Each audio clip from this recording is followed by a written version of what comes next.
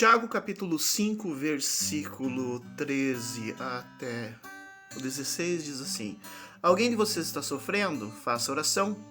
Alguém está alegre e cante louvores? Alguém de vocês está doente?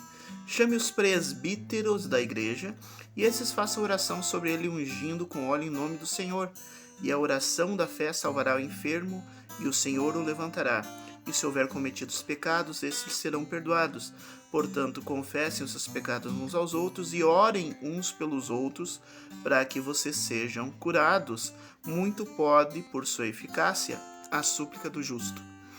Esse texto do apóstolo Tiago foi escrito há quase 2000 anos atrás, né?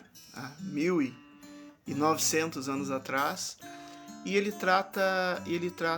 usa a palavra presbíteros como sendo alguém que é para ser chamado numa situação em que a pessoa não está conseguindo orar por si mesmo. Ele começa dizendo, tá alguém sofrendo? Então faça oração, ore. Mas se tu tá tão doente, tu tá tão...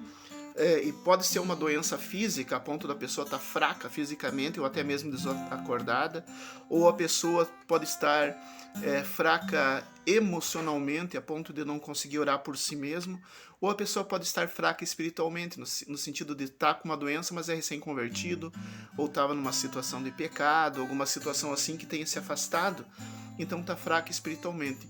Nessa situação de fraqueza, em que a pessoa não consegue orar por si mesmo, o apóstolo Tiago diz, chame os presbíteros da igreja. E quem são os presbíteros da igreja? Na minha igreja tem presbíteros, talvez na tua também tenha presbíteros. Não é desse presbítero que está falando aqui, porque na igreja primitiva não existia esse sistema de hierarquia que tem hoje, nem os títulos e cargos que tem hoje. A palavra presbítero quer dizer maduro, o antônimo, é o contrário de neófito, então está em oposição ao neófito.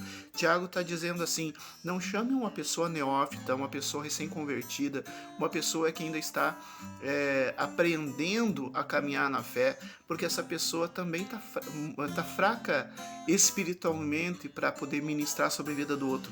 Chame alguém maduro na fé, alguém que já está com a fé consolidada, alguém que já tem testemunho, já tem conhecimento da palavra e tem o conhecimento. Isso é presbítero. Então, presbítero não é um cargo. Não pode chamar fulano porque não é presbítero, é evangelista, então não pode chamar porque...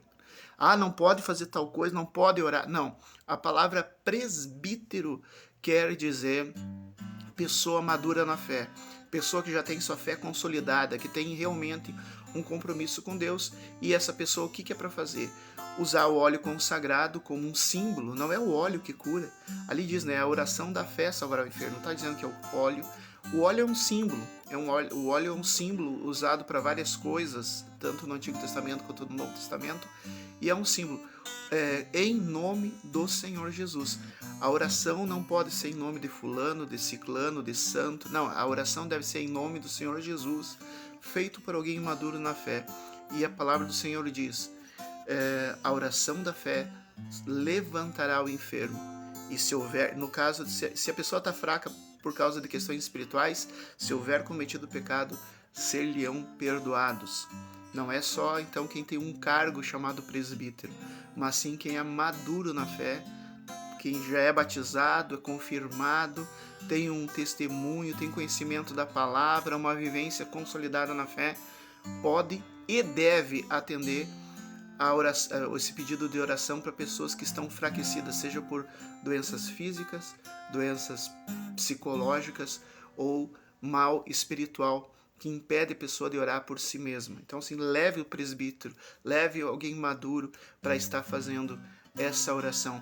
E mais uma vez, porque a Bíblia ela se confirma em si mesma, logo no versículo seguinte vai dizer, orem uns pelos outros. A palavra aqui, outros, uns pelos outros, está falando outros semelhantes. Então não está dizendo, chame um apóstolo, chame alguém com um cargo superior, não, está dizendo, uns pelos outros. A oração da fé tem grande poder, a oração de um justo tem grande poder. Quem que é o justo? Aquele que vive sob a justificação de Cristo Jesus. Então, oremos uns pelos outros. A oração da fé, uns pelos outros, gera efeitos tanto na saúde física, mental e espiritual.